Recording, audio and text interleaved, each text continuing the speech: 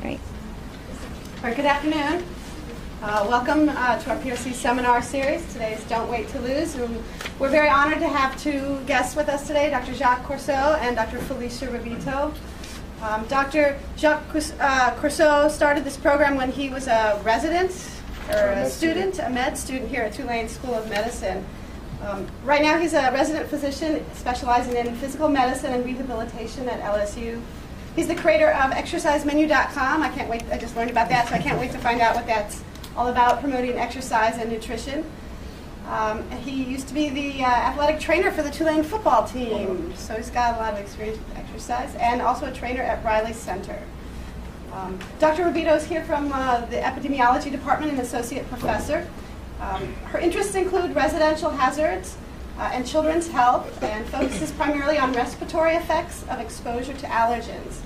Her areas of expertise include environmental and social epidemiology, survey design and methodology, and design of innovative health surveillance programs and conduct of community-based randomized intervention trials. Please welcome Dr. Felicia Revito and Dr. Jacques Courseault. Thank you. All right, well, thank you all for coming out and hearing a little about Don't Wait to Lose and everything that we've learned and are still continuing to learn with this program. To start out, I actually had a video on YouTube. Maybe I can email it to one of you guys. You can check out actual footage of the program itself. But this was an email that was sent to me pretty recently from one of our participants. And it says, when you learn that 2 plus 2 equals 4, you never forget it. The same applies to what we have learned in the Don't Wait to Lose program. Not only have we developed new ideas to help in the fight to protect our bodies, but we have found friends. There are people who encourage us, and there are people who are role models. We will never forget Don't Wait to Lose. This program has given life, hope, and power to the dreams of many people. You are an example of having a dream, putting a dream into a reality, not for personal gain, but to have a positive impact on your fellow man. This shows that you care and why you'll be great doctors. You may never know how far you have reached the minds and hearts of those who came to the program. People will never forget you. For those who came with you from Tulane to help us, we may not see them again. But you have inspired them to reach out to their patients and show them that it is small, simple things that will make a difference in their life. Just to be able to have Dr. Harlan and Dr. Hebert speak with you on a Saturday morning and answer your questions was worth the effort of coming. Try different things, leave sodas alone, walk a little further each day. Powerful words from powerful men. You brought the best of the program, and we have to say thank you for your hard work. We will never be able to repay you for what you have given us by offering this program. So we will just continue to pray for you and all those who have worked with you over the years. I am pleased to have been in this program with you, and I know our paths will cross again. May God continue to bless you. And that, touched me. I'm kind of getting a little teary now. But this was one lady in the program we actually had multiple sessions of the program. I'll explain a little bit how it worked a little bit later. But she came to multiple sessions of the program, ended up losing about 40 pounds throughout the program. And he emails me about once a month to give me updates, and she's doing well just from these small things that we can do. This is pretty much the initial group of people that helped start the program. Initially, to give you a little bit of background about Don't Wait to Lose, it was started basically by myself, and I had a partner here initially. I'll go through exactly why I started this program, but just to give you an overview, we basically had 2 9-week sessions during the year, and during those 9-week sessions we had different physicians come in. Dr. Harlan, who's a internal medicine / nutrition expert, and Dr. Hebert, who does a lot with pediatrics, both physicians in the Tulane community. And we had these sessions, taught people about exercise, taught them about nutrition. We did exercise programs, we did workouts during the actual programs, and we included a couple other interventions as well that I'll talk about a little bit later. This is just some pictures of the program. We got a City Hall proclamation, and we had a billboard out in the city. So a little bit about me. Mr. Ned did an excellent job with the introduction. I got into exercise because I love high school sports. I just loved running. I loved sweating. I grew up in Atlanta, Georgia. The seasons were great. Played football, played baseball, played basketball. Didn't play in college because I was too short and too skinny, so that's okay. This career path isn't so bad at all. So I went to Tulane University for undergrad. I was the student athletics trainer for Tulane's football team. I recruited 9 athletic trainers from the student body. I traveled to all the football games. I was one of the trainers for J.P. Losman, who's in the NFL now. Maweli Moore, also an NFL running back. So I learned a lot there, worked with a lot of sports med physicians and became interested in sports medicine. Also worked as a personal trainer, had many clients while I was over at the Raleigh Center. And participated in this program that they had called Fat Tuesday. It had already been running for a few years. But the way it was set up was pretty poor. It was a personal trainer getting paid, $10 an hour to just introduce people to body composition screenings. The nurse did it, really didn't give much feedback, and it kind of was left at that. But when I went to med school, we had to do a service learning project for a sports medicine interest group, and I liked the way I liked the concept of Fat Tuesday and thought, what could I do to make this program better? So I ended up training medical students, and we held Fat Tuesday at the Raleigh Center, which I think is now called Monday Assessments or something like that. And we had about 2,000 body composition screenings per year that we did, and we just counseled people on exercise habits, diet, nutrition, etc. One day at Fat Tuesday, I was counseling this young guy. I mean, his body fat was probably like 2%. He was really cut. And he was like, I'm so upset. And I was like, what are you upset about? And he was like, well, I want my body fat percentage to be 1%. And I'm like, what are you talking about? You're crazy, And then I started thinking, I was like, we're at a gym where people are already working out. They're already motivated to exercise. Sure, we're helping them out, but this community needs it, So what can we do in this community to bring a program like Fat Tuesday out to the city of New Orleans? That's pretty much how Don't Wait to Lose started. Came up with this idea.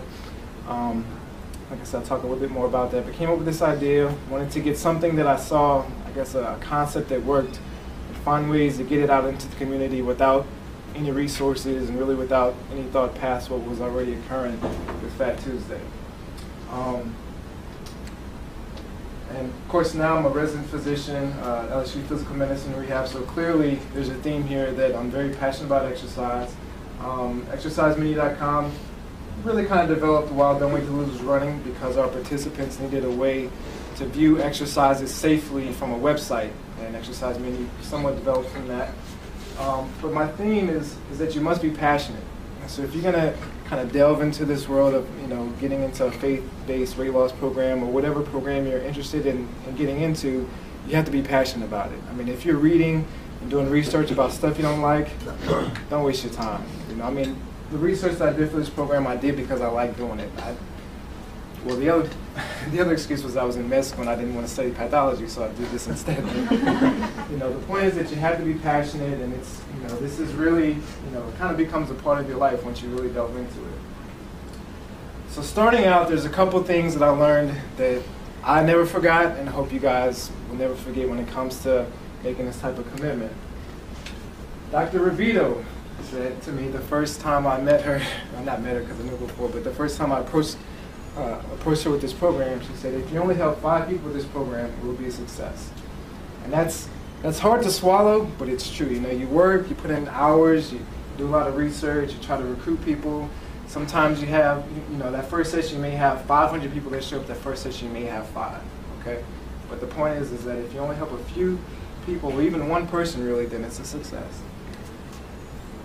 No act of kindness, however small, is ever wasted. So whatever you decide to do, if it's a small program, big program, whatever, do it. Do it with passion, be genuine about it, and it won't be wasted. Now getting down to the serious aspect of all this, the difference between a goal and a dream is a deadline. So you can sit here and dream all you want. Let's have this big weight loss program in New Orleans and lower diabetes rates and hypertension rates. But if you don't have a deadline, you don't have a plan, you're just dreaming and it's not going to go anywhere. So a couple learning objectives that came up to be included into this presentation. How to engage faith-based groups on health promotion program and promote it in the community. To understand the challenges and barriers that keep many people from regular physical activity. And to evaluate and engage the results of a community-based health program. Number one, you have to have a plan. Have to have a plan. You just can't, like I said, just have this dream and talk to people about it and hope that somehow you'll get lucky and this thing will go through. You have to have a plan. And a great quote from Oprah Winfrey says, luck is a matter of preparation meeting opportunity. And that is as true as it can possibly be. With my personal experience with this program, had the idea and actually sat down and started putting together some basic research, a basic outline. Found a lecture where the the head of the Department of Health of New Orleans was going to be at, so happened to be, listened to his lecture, went up to approach him after the lecture and presented our program, and he was interested, set up a meeting with him, and funding came from the city from that. It just so also happened that David Satcher, the 16th Surgeon General of the United States, was also at this lecture. So I saw David Satcher and said, oh, here's another guy I can talk to, at least get advice from. Presented my outline, presented the program, and we provided funding for the program as well. So, you have to be prepared. You have to have a plan. That opportunity will come. Of course, you have to do things. You have to go to lectures. You have to get your name out there. But once the opportunity comes, you got to make sure you're ready for it. So I've developed, really for this presentation, looking back at my experiences with this program and reading tons of different articles about other faith-based weight loss and health programs, the hourglass approach. Okay, so bear with me on this one. You want to start by thinking big. Like you can just. I remember the first time I thought about this, I had a blank sheet of paper and I just wrote down all the things I wanted to do. Lose weight, eat 9 fruits and vegetables a day, lower blood pressure, cure diabetes. Help people walk, blah blah blah. It was like a whole list of things to do. So thinking outside the box, we were actually kind of contacting Richard Simmons. The guy with the crazy hair. We wrote him a letter to see if he would come speak. A couple other guys like Ian Smith and Dr. Oz clearly never responded back to our inquiry. But you just think outside the box and you just try to think, what's the most that you would want to do with this program without any limitations. Then you have to narrow it down to a more focal area. This really comes into the needs assessment, which is attached in one of the packets that you were given. And we'll talk about that later, but you have to find out what your community needs. So, granted, this isn't New Orleans, but let's say we lived in a community where diabetes wasn't a problem, or do we need to put together a diabetes program? No. So that's why it's important to research the needs of your community. And it's not about just going on what you think the problem is. You have to really find out, because we were actually surprised about some of the needs in the community we were working in. And so you're starting big, you're narrowing it down, and you come to this point right here, and that's your vision. In 1 or 2 sentences, you have to say what your purpose for your program is. And I think that's what really set Don't Wait Till Lose apart from maybe a lot of other faith-based programs, that we had a reason for why we were doing certain things at the church we were working at. And our vision was worship through the experience of health and wholeness of mind, body, and spirit. A health ministry responsive to the needs of the community. So that's kind of really tying in that we're going to take all of our resources and shoot them towards what our community wants. So then you start getting a little wider again, where you need to identify your resources. So you have all these ideas, you narrowed it down to your vision, now you have to find out what can you do with what you have. And then build on that foundation. So that's identifying speakers, identifying funding sources, identifying mentors, etc. So you develop your team.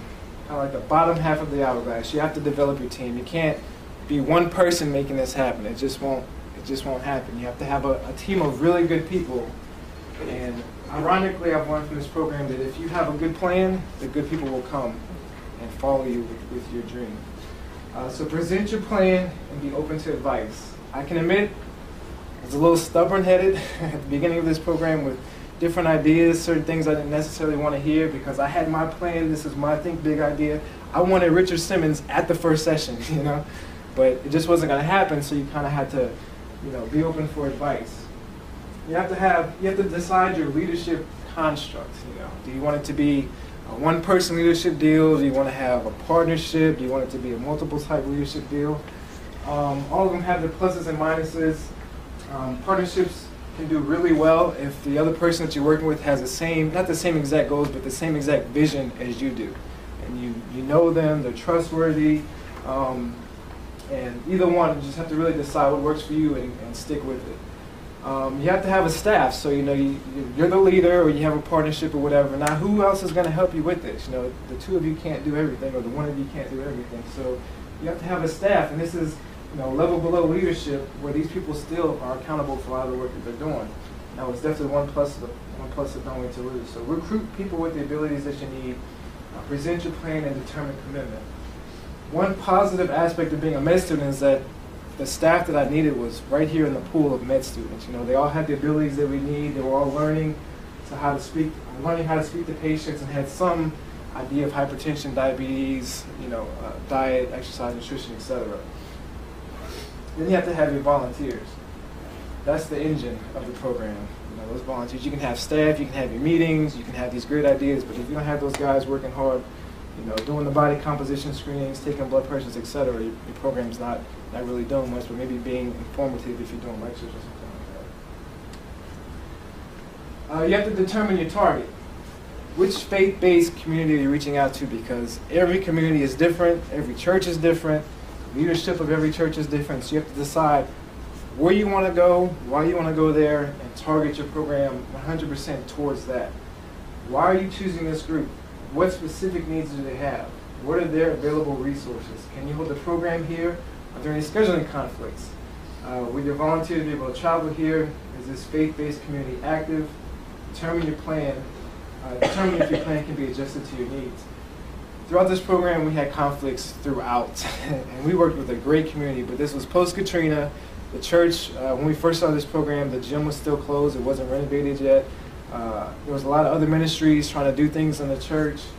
There were scheduling conflicts. We wanted to make sure the community was safe, et cetera, et cetera, et cetera. So you have to find this target, decide why you're doing it, and make 100% commitment to targeting this particular group of people. And then you have to be open to adjusting your plan. We're supposed to come up there that quick. There we go. So number one, once you come up with your plan, once you have your volunteers, you have to approach the pastor.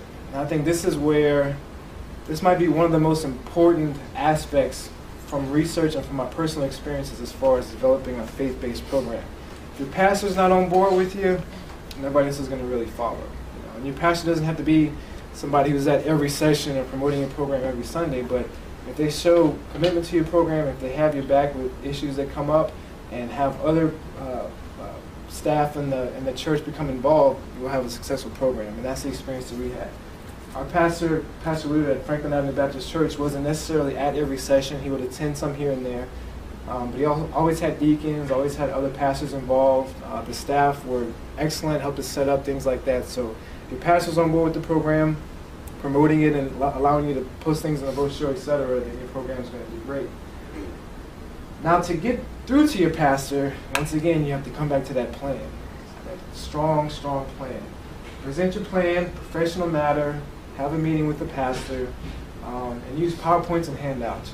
Clearly visual things are a lot more engaging than just saying this is what we want to do, etc.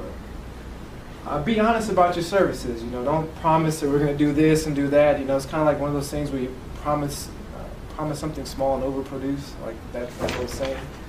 Don't say we're going to do this and we're going to cue the congregation of this, etc., etc. Say this is what we want to do.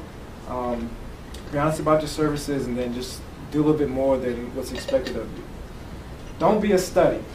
I think that was one of the main. Actually, you know what? That was the first question that my pastor asked me. And I'm pretty.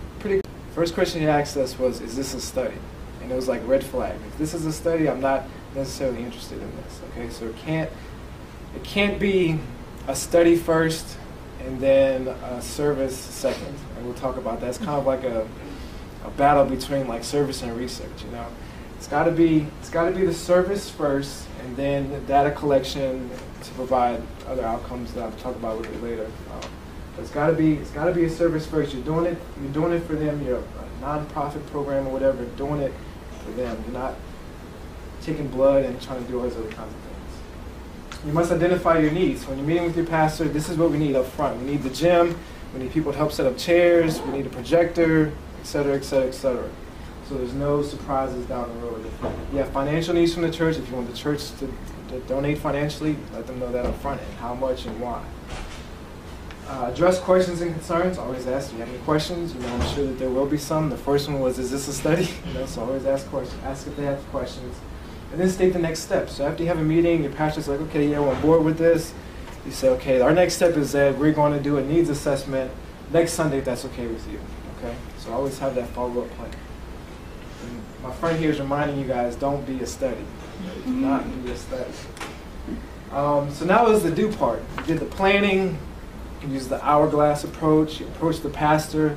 Now it's like time to get your hands dirty and make this program happen. Number one, start a website. I think this was probably one of the one of the best advices that I received during this program from Dr. Harlan, and we presented it to him. He actually was one of the speakers on the program, and before I even said anything, he said, "Do you have a website?"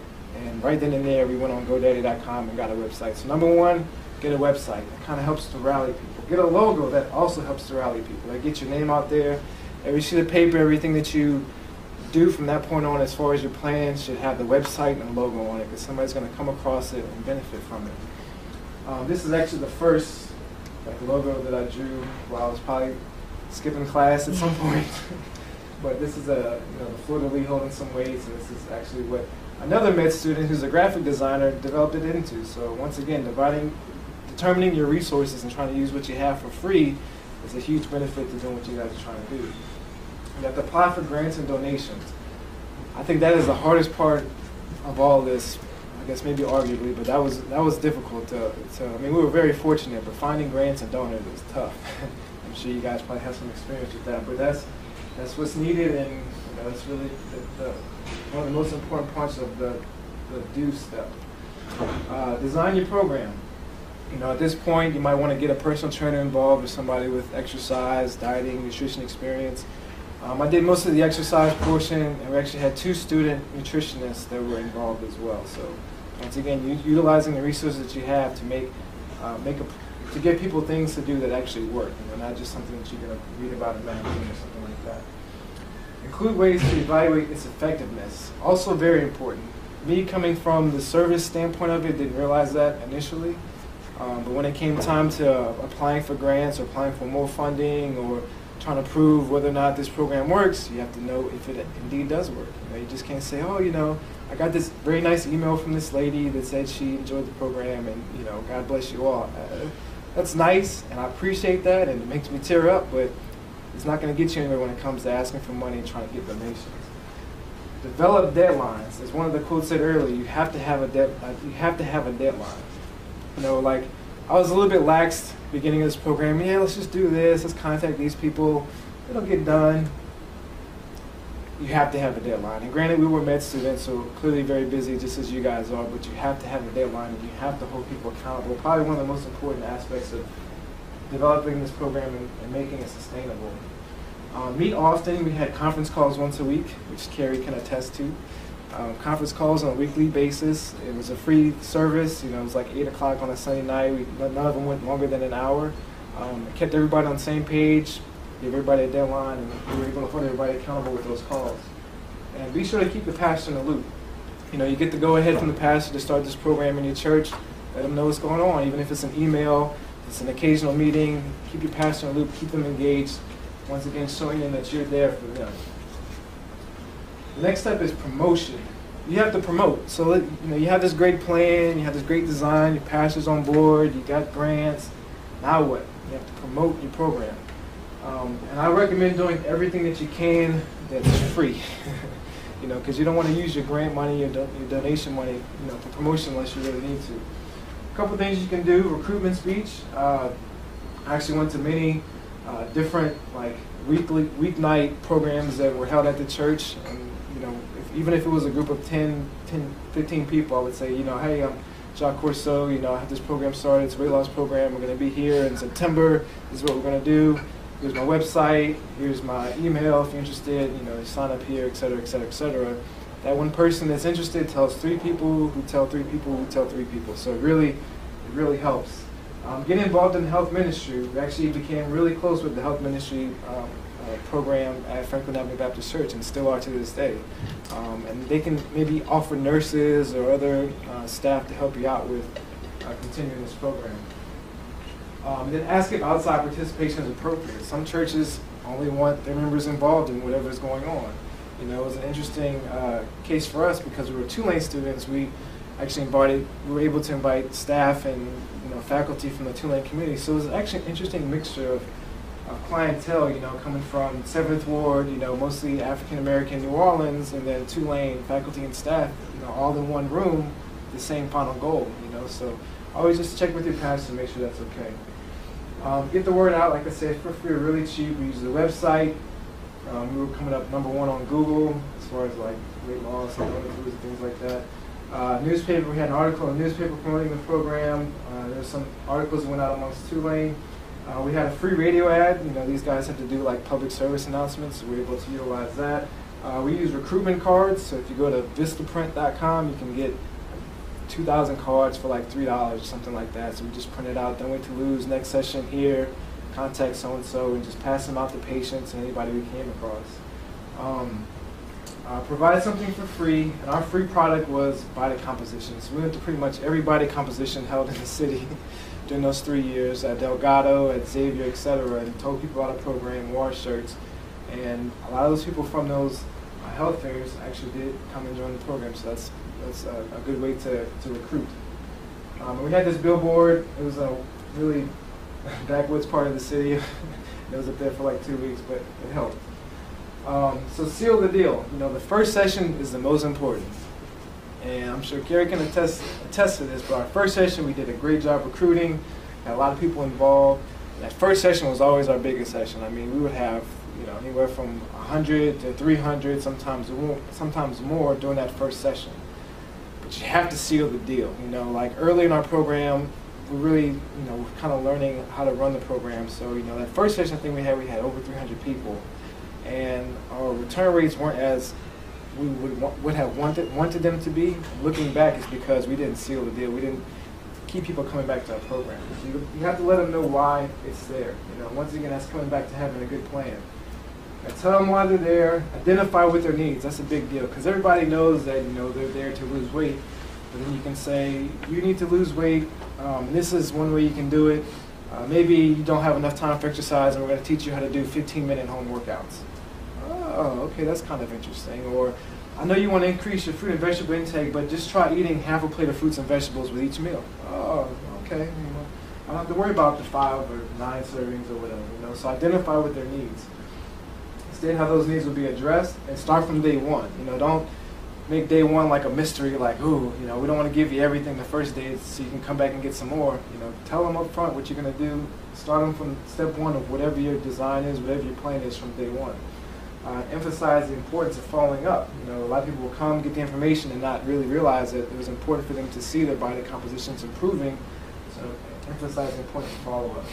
So this is one of our first sessions at Franklin Avenue Baptist Church. Again, we were fortunate enough to have a gym, and we had about, maybe 7 or 8 of these different groups here. And we had a med student in each group that was pretty much our group leader, and we had med students overseeing 1 or 2 different groups. So let's say she was the group leader for this particular group. He would oversee these 2 groups, and he would oversee maybe this group and another group towards the front. So just a different design. I definitely recommend putting people in groups. I think that was a huge strength to our program, is that people from not only similar communities, but dissimilar communities were able to share their experiences. So, we did our teaching and things like that, but when we would have our group discussions, person A would teach person B something that we had no idea about, so that group construct is very strong, and I highly recommend that. And we were also able to provide, resistant bands, pedometers, things that weren't too costly, but still help to motivate people to come back, and people like things that are free. So, you say this next session you're going to get this, okay, at 8 o'clock on a Saturday morning, I really don't feel like going, but I'm going to get that resistance band, so we make sure I show up. We gave them t-shirts and all kinds of things. So now some of the challenges as far as exercise are concerned are interesting.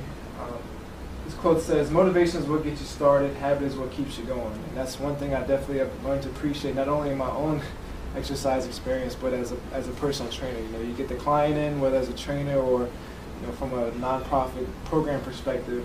You get them motivated that first session, that second session. You have a motivational speaker, however you want to design it, and then you have to help these people develop habits. It's got to be a long-term deal. At the same time, you got to let them know that if you miss 1 or 2 workouts, or you mess up on your diet every now and then, it's okay as long as your overall habit is that of health. So a couple studies that came across as far as the main barriers to exercise. This one was done at Marymount University, I believe is in Virginia. Published in the Medicine, Science, and Sports and Exercise, which is an excellent journal as far as learning about exercise and sports medicine, things like that. I basically did a campus-wide survey, including 130 participants with a BMI greater than 25, so they were overweight or obese, and determined what the limitations were based on this population, based on this survey. Number one was that exercise was too hard for me, so it's too difficult of a thing to do. And number two was exercise takes too much time.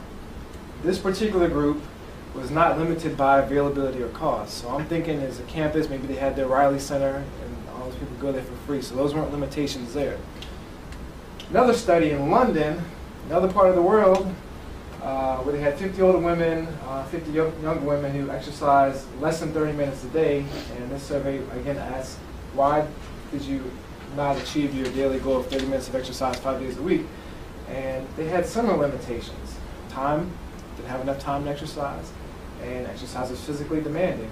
And I don't know if they were using these weights, but kind of the same limitations there. They were not limited by family discouragement. It was just part of the study. I'm not sure why I asked that, but they were not limited by that aspect.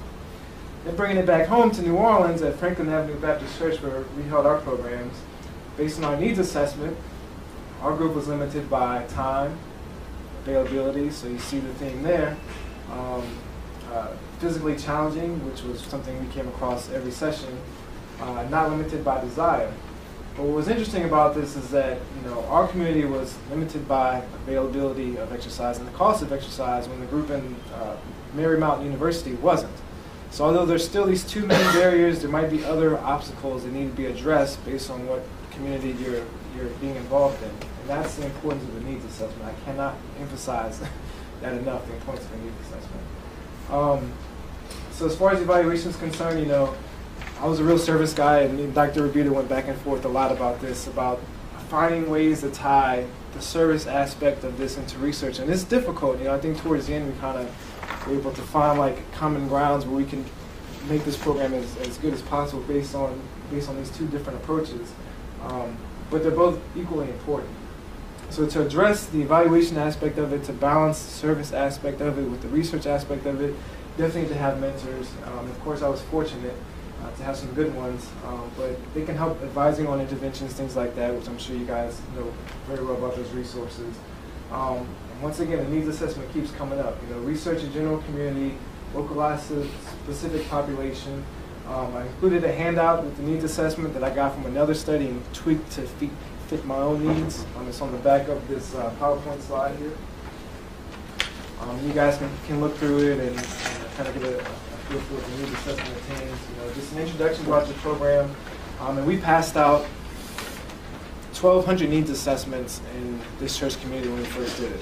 And we got about 600 of them back. So very important. It helped us get a good idea of how to design the program.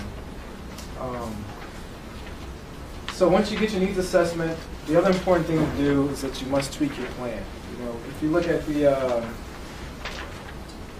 this PowerPoint, this poster presentation that we submitted a while back, you can see where it says health status. There's a graph there. And based on our needs assessment, after we evaluated it, we found that there was a high interest in CPR training and heart disease, so we included that in the program. Stress management, post-Katrina stress, which we clearly did not think about. We were all about diet and exercise, etc. So we had somebody come in and talk about that. And then arthritis was another issue that people wanted to get out of this program. So this is a method of improving your service from the research aspect of it that you get with your needs assessment. So this is an important picture. These are your volunteers. Here are your leading volunteers, the ones you can really count on. Here's your staff, and here's you. Everything comes back to you. But you see, these arrows are two-way. So they report to you. You're responsible for everything involved in the program, but at the same time, these arrows are holding other people accountable. So you have to have that construct. You have to have that business structure behind this, or you're going to run into a lot of problems in the future. One thing that we did after maybe a year or two into this that Dr. Courseault was pushing on me to do was develop a protocol. And from a service aspect, I was like, oh, we don't need a protocol. We'll just go to each session and get a feel for it, and do the exercise. And if you like this talk, we'll do this one, and kind of go week to week. And it worked well, but it wasn't as tight as the program could have been. So we finally developed a protocol, and it's really, I think that is the key to balancing the service component and the research component. With the protocol from the service aspect, you're saying on day one, we're going to do the introduction, we're going to do the baseline measurements, we're going to give away our resistance bands, we're going to give away our pedometers, we're going to show them, information about obesity, the stats in New Orleans, etc. So from the service aspect, you're doing your lecture, but from the research aspect, you're saying this is the intervention that was received on day one. Okay, so that's where the balance is there. You have to use standardized equipment, which we didn't always do initially, but towards the end we did the best that we could. You have to use standardized surveys. You can't just make up your survey. I mean, I guess you can, but the standardized surveys are better. And you have to train your volunteers. You just can't expect other people to know as much as you know about what it is you're trying to do. So make sure you have a training session for your volunteers. And we actually had 2 training sessions for each one of our 9-week sessions that we put on. Implement your intervention. So this is once again taking that protocol and like having a meeting that Sunday before your session on a conference call and saying like, our protocol for week 2 is this. Carrie, this is what you're going to do. John, this is what you're going to do. Ben, this is what you're going to do. This is what I'm going to do, and you guys are all accountable for this. Okay, that's all based on the protocol. And then the other important aspect of it, which was difficult for us to do as med students, and I guess in the construct of our program, was to develop a tracking system. We were somewhat organized, but not as organized as we could have been. I mean, we had papers everywhere. We had surveys everywhere. Which surveys are going out today? Which ones did they do last week? Which ones are they supposed to turn in this week? It was kind of like, I don't know what's going on. And then at the same time, the program's running, and you have new people not returning. It's just, you got to stay organized to prevent some of the craziness that can happen with this program. Then at times there are things that you can't do. I think it was maybe 2 years ago, one of our sessions, one of our speakers did not show up. And clearly on our protocol, we had this particular speaker showing up for that day. Everything was set. 10 minutes before, kid gets sick, he can't show up. Oh crap, what am I going to do, right? So, on your protocol, maybe it's good to have a plan B, which we worked out, fortunately, for that session. But you have to note those unpredicted changes to your protocol, for research purposes and for your own service evaluation purposes, because they didn't get that this time. Maybe we can reschedule that later or tweak the program a little bit down the line. And then your endpoints. Of course, you have to have well-defined endpoints for 2 reasons. Number one, from a service aspect, is how can this program be improved? And we use that a lot. If you look at this poster presentation here, we did find some weaknesses to our program that we could have improved. One of the pictures on here shows that the program was at Porgers, which is one of the buildings down the street, and we were there because the gym at the church was still being renovated. So it's kind of difficult for us, but we would do the lectures in one room, and they would have to catch an elevator to go up 23 flights to small individual group rooms, and there was no big group exercise room. So that was one thing that decreased, I guess, our adherence rates, or decreased our participation, because people were kind of stressed waiting in line, with 200 other people to catch an elevator to go up. So sometimes you have to change your program design based on these evaluations you do. And then you have to sell your program for recruiting, funding, publications, etc. I don't know if you want to talk a little bit about data analysis tonight. Well, I mean, this program was an amazing program. Jacques came to me and said, "Hey, we knew each other from when he was a trainer at Riley Center. He was actually my personal trainer, and he was an undergraduate. And he just remembered when we were chatting one time during a session, I guess, or over the course of the time, till the storm blew us away, that I'm an epidemiologist. And he contacted me. This was years later, probably 4 years later or something." And said, "I'm interested in starting a weight loss program, faith-based. And I remembered you were an epidemiologist, and maybe we can just chat about it." And I thought, oh, Lord, here we go. He's going to ask me to do everything. And it was remarkable. It's exactly what he said. He had a very clear vision and very cutting edge. If you all who do prevention research, and those of us who are exploring the use of faith-based venues for public health prevention, promotion, and research, the faith-based setting and venue is something that we're all exploring. And how do you really use it and use it effectively? And here he came with a faith-based program. that also had a very strong technical piece to it and a very clear vision of what it is he wanted to do. What he didn't have was, in my opinion, where we kept going back and forth, was a way to evaluate it. This idea of service versus research. And I think that that is essential in intervention research when you're working in at-risk communities and when you're trying to go into venues that are not academic venues. And so the main thing that I said to him was that although a program like this is a great service to the community, it's an even better service if you're able to evaluate it and find out if it's working or isn't working. So almost evidence-based. So it's not really data analysis as much as data management, data collection, just being a little more attentive to protocols. Like, I'm an epidemiologist, we're so square. We write our protocols, we don't deviate, we have so many protocols. And the reason we do it is that, you know why, so that we can get valid data on the other end. For qualitative research, you don't need to be that strong, but it's essential that you communicate the benefits of data. So even to the pastor or to all of the med students, to Jacques as the leader, as well as the other med students, I really tried to, that was my piece to this, was to explain to them how if they wanted this program to be better each time, there was no way to do it without data. So you don't have to say it's a study, but you can just say that I'm collecting data in order to be able to move forward.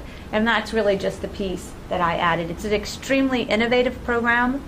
I thought it's something that I haven't seen before, was that the model was the use of medical students, because medical students are a revolving source of information. They're there, they're interested, they're willing, they work hard, and they're good at the interventions. And I hadn't seen that before. And in addition to providing the information on weight management, nutrition, exercise, the community benefits in that they are now having contact with future physicians and learning how to interact. And I thought that was a powerful piece of this intervention that I hadn't seen before, a very unique component. And it was a primarily minority population. Research shows that part of the reason with that chronic conditions, there are disparities. I do asthma research, so it's a chronic condition, much like diabetes and whatnot, is that the communication between the patient and the physician, there's a breakdown in knowledge. And that patients don't feel comfortable saying to the physician who's just rattled off with a chronic disease, you need to do this, this, this, this, and this, and you're like, okay, right? And they walk out and they're not really sure. Well, this program has the ability to address that through the medical students interacting with this community and the community interacting with them and having that as a goal. I think that the thought behind this program is really quite good. So that was another aspect that we wanted to, I think that would have been very nice to capture. Because you all are looking at prevention research, so thinking, so data is very important. But prevention research is not like etiologic research, so this whole idea of study doesn't fit in either. But I think the two go together very nicely.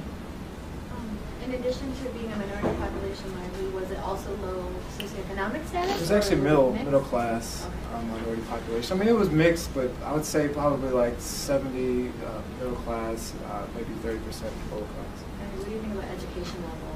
We actually determined that from our needs assessment. I don't have the exact methods, but I think a lot of people had high school degrees or had at least some college. That was pretty much the level there. That's another thing that was wonderful, was the population that he chose. They're upper middle class, working class. I attended a session or two. Phenomenal interest, because the program, the needs assessment was done and done well. And he had a 50% participation, which is pretty high in a church of 1,200. And so it addressed what they wanted. It was almost like low-hanging fruit. They came, they were interactive, they asked questions. I mean, they knew it was for them. It was just really very, as you can tell, a very big supporter of this program. But it was a very interesting program and very well run, I think. I think the only thing better could have been the collecting of the data. Right. But then again, that's me, because I'm the epidemiologist. You know I'm always going to say that. Always. Always. And so with all this, I learned that, experts possess more data than judgment. And that's with anything that you're doing. If you're just making a simple, like I said, the two main barriers to exercise, I could have just said, based on my experiences, or people don't like to exercise and it's expensive, but clearly, there's research that says otherwise, so you have to have the data, which I've learned to appreciate is important. I still don't like data. You just give it to us. Yeah, just let you guys do that. And of course, as far as evaluation is concerned, here's a poster presentation that we submitted to the Student National Medical Association, which provided us with some funding. It was sponsored by Pfizer. We received funding from them. And once again, this poster presentation is set out in one of the hotels downtown for a week, so people got to also be exposed to this program and hopefully, come up with some similar ideas. Submit to a journal. We didn't submit this program to a journal. Maybe one day we will analyze the data and submit to a journal, but that's also, a very powerful method to, approach your funders and say, look, we're publishing this journal, our program works. Follow up with your marketing resources. So those people who initially donated money to us out of good faith, we went back and say, look, the money that you donate to this program works. What can we do from this point forward? You also want to present to your clients, so during your last session or follow-up session, you say, look, this is how you guys did. Group A did that, and we gave awards for Group A. Group B did this, Group C did that, etc. And they appreciate that, and once again builds that community, that camaraderie, and helping to lose weight. And then, of course, like we said, develops means to improve, and then you can replicate it in a different population, which hopefully I can help some of you guys do today. We had this program. If you're interested in replicating it, let's talk. And based on a lot of things that I learned and a lot of things other people learned, you can have some success.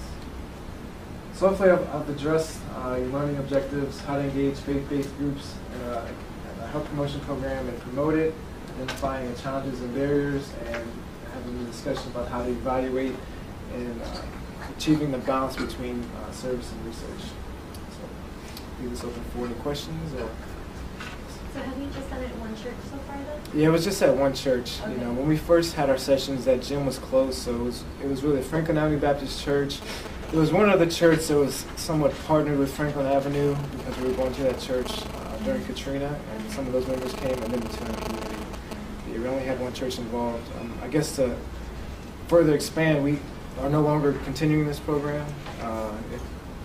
This year was a little bit too much for me, which is a note in sustainability. We did a lot of work and had a lot of good outcomes, but when you're developing that initial plan, you have to look towards the future. And by being really the main person that was leading this program and keeping it going, it was hard to keep people trained and to recruit and to get other churches involved. So always keep the long-term picture in mind. Is there some sort of sustainable network of volunteers or trainers or med students or something like that you can pass it off to, like that you can access? Yeah, actually Tulane is a perfect community for it. Actually I know the med students, I'm not sure what they're doing now, but I think they still have like a service learning program where they get credit for participating in these programs, and they definitely got credit for participating in ours, although, like I said, most of them went far above and beyond what was expected as far as service hours is concerned. But this community is great. You have undergraduate students you can attract, pre-medical students, pre-public health students. We actually had Xavier students involved, people from Delgado. So, there's a lot of young people in New Orleans that are willing to get their hands dirty and make something like this happen. The sustainability issue, I think, is the leader. Because in order to be effective, I think, in a faith-based community, where all those initial slides that Jacques showed, and the closeness and the bridge between the church and the people who are going to run the program. So there is, I think, the setting and the design of this is actually excellent and should be replicated in that it uses med students because, like I said, they're around, they're interested, they're a great pool of volunteers. I don't think that's going to be the problem. We wrote a grant to expand this program. It didn't get funded, but it got reviewed quite well, and then we all got busy, which happens a lot. Primarily, Jacques went to his residency. And then we were bringing in the School of Public Health to do the piece, more of the evaluation, the data analysis, that we're not going to call it a study. It's certainly not research. That may be worse, but it is. Do you know what I mean? That piece of it. And so that's very sustainable too. But it's like everything in the community. You have to have the gatekeeper to the community. We cannot run in and do that. And you all know that from being with the PRC, and the type of work that you all do. So we have to replicate him. But the program and the design is actually quite unique and novel, and I think very sustainable. If you can find the person within the church community that wants to run it. Do you think it has to be within the church, though? Could you hand it off to someone that's employed, let's say at Riley, or someone like a institutionalized person within the med school or the public health, something like that, or someone that's not going to move in 2 years or 3 years? Or I don't. I think it has to be within the church. That's what it means to have a faith-based venue. Otherwise, it's a venue where Riley's, Tulane's offering something. Right. And that's not really new. And the only reason why I'm posing it like that is just because I'm a part of Dr. Paul Friedlander's faith-based approach. So we've institutionalized it, but we're working within faith communities, like interfaith effort instead of faith-based within one church. So that's why I'm saying, that's where hopefully we'll get the sustainability. We're very, very new, so we're not to the point of where you've gotten. But you know what I'm saying, to where they're not going anywhere. These people are here, and we're building a kind of getting an interfaith liaison that's embedded in the faith community, but works within several. So it's harder because your program is so much more cumbersome. It really is. I know Dr. Freelander's program quite well. I do. He's great too. It's much more cumbersome. But I don't know. It's just. Well, I think the way you described it as a liaison, as long as the person's from the church, exactly. The gatekeeper. It doesn't. It just is you want to use the term gatekeeper, liaison, whatever.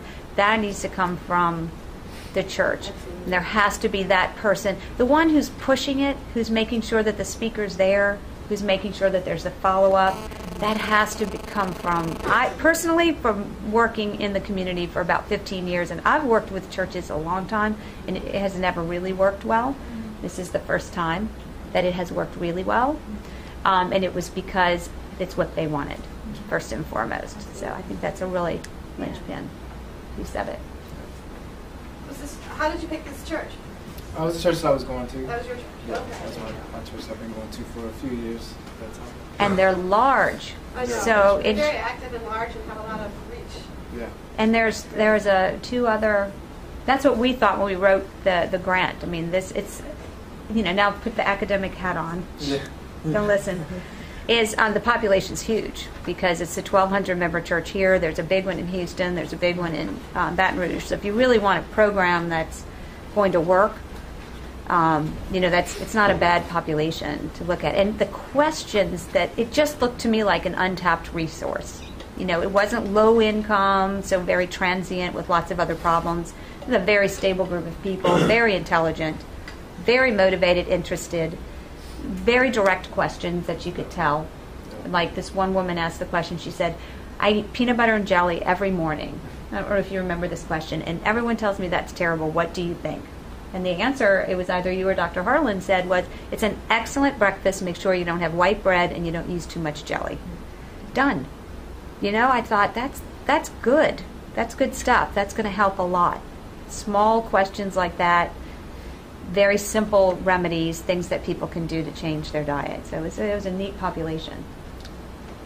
Sorry, another question. Sure. When you approach people, or maybe they came to you with how to talk about your message? Do you talk about you need to do this to improve, or you need to, how do you frame your message in a positive way, or you guys are, you were going to lead to problems if you continue this way, or you can, positive or sort of negative? What did you find worked?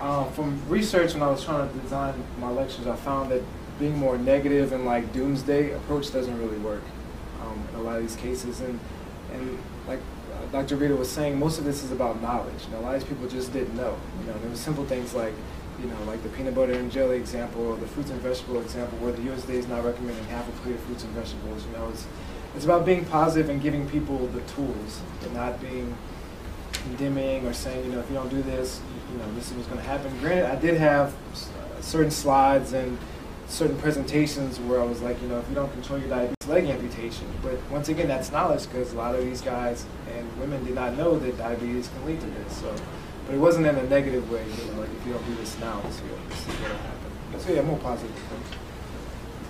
I should probably wrap up. Would anyone have questions? I'm starting with a hand. I have a question. Yeah, sorry. Yes, how do you settle with the time? I mean, how long you prepare for this program and how long you use for the data collection and data analyze something like this? Say that again? How you settle with the time and how long you need for the program preparation and how long you need for the data work? Yeah, I mean, that's a good question. We actually played it by ear.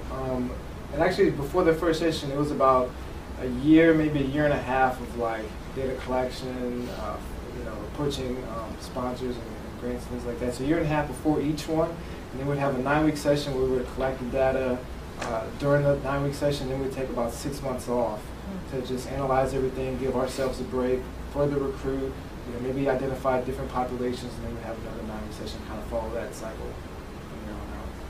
It's almost 2 years. Yeah, like we would have 2 9-week sessions a year. So like initially it was like a year and a half to just get everything, build the foundation, and then we'd have a 9-week session, take 6 months to analyze everything, then have another 9-week session, take 6 months, another 9-week session. So it could probably be more frequent than that, but just based on our availability. And you had people repeating it, didn't you? Yeah, we Which had. is I thought that was very nice because there was continuity. So there's 6 months off to get additional feedback from the population as to what's working, what isn't working. Your intervention will be tweaked based on the results from the first session. All right, please join me in thanking. Oh, I was just going to say, yeah, please turn in your evaluation sheets, and if you didn't sign in, please sign in and get some handouts. This is great materials that Dr. Jacques has provided us with the assessment evaluation as well. Our next seminar is November 11th, Active by Design, about how the built environment can influence people's health. So great stuff for all you active living people. And also on November 8th, we're going to have how to write a scientific paper. So thank you. Thank you. And extra pizza, I suppose. Yes.